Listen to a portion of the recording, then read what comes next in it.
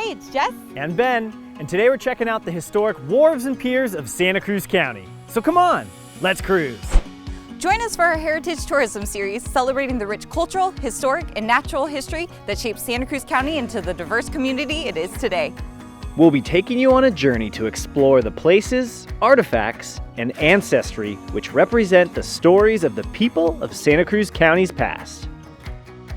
We're here at the Santa Cruz Wharf, and at 2,745 feet, it holds the title of the longest wooden pile wharf on the west coast of the United States. I saw the Santa Cruz Wharf the first time when I was 5 years old. When I saw the place, I was just thunderstruck. The Santa Cruz Wharf opened in 1914 and was originally built as a final attempt to revive Santa Cruz as a major shipping hub. However, the railroad industry and paving technology was too strong. For half a century, the wharf transformed and flourished with commercial fishing until it transformed once again and is now a place for research and recreation. It is indelibly tied to the image of Santa Cruz. We're sitting right over the Monterey Bay Marine Sanctuary. You can see all kinds of wildlife that you would normally have to get into a boat to see. You can watch surfers out at the lane. You can wet a rod while you're doing it. There are 9 restaurants out here. And watching sun go down over the point with a cold one in your hand is about as good as it gets anywhere. This area of Santa Cruz County was once home to many wharves and piers, including the Old Pleasure Pier. It's a great spot to explore and reminisce about the past. Next, we're checking out the pier at Seacliff State Beach. You can't really tell the story of the Seacliff Pier without talking about the SS Palo Alto. Pier was built specifically for the ship. The SS Palo Alto was built as an oil tanker for World War I, built before the ship was completed and the war had ended, so the ship actually never saw any part of World War I. The Seacliff Amusement Corporation purchased the cement ship, and the pier was then built out and was completed in June of 1930. The entertainment on the ship included a restaurant.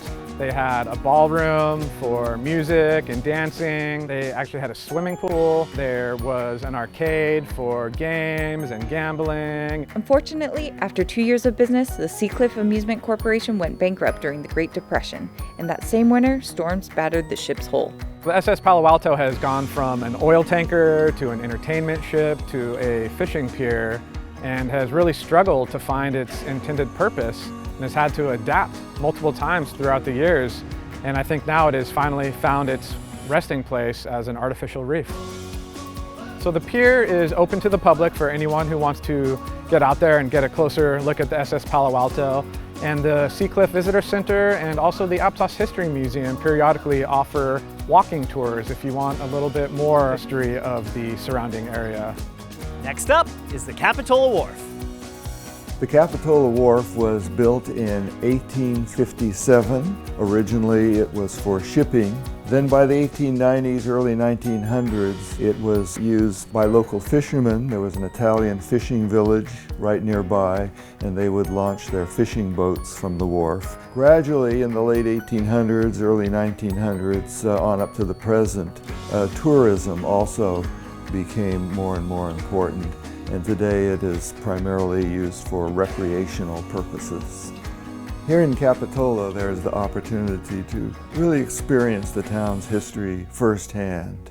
The Capitola Historical Museum is at 410 Capitola Avenue, right next to City Hall and right by the railroad trestle. I would encourage everyone to explore, look around. Don't just go to the beach, but explore some of the gift shops and restaurants and the wharf. Do some of the walks around town, look at some of the historic buildings. There's really a lot to take in. We wrap up our tour at what remains of the Davenport Pier. The modern town of Davenport was centered around the cement plant and established its beginnings in 1905. When it was first built, it was the largest cement plant in the United States. Second largest in the United States later on. One of the things that they wanted to do was to keep upgrading the cement plant, and they decided to put this pier out there, and was in 1934. And that's the one that you see the remnants of today. And it was over 2,000 feet long. And they pumped the dry cement from the cement plant, and so they would load that ship with lime rock. That would go up to Stockton. and it would be put in silos up there until it was needed. Davenport cement was pivotal in rebuilding San Francisco after the big 1906 earthquake. That pier was in business until after World War II. All the wharves all along the coast always had trouble with the ocean. The waves were so powerful, it just kept beating at that wharf. It seems to me every time I go up there, those supports are just fading away. I'd say in another 10 years you won't even know they're there.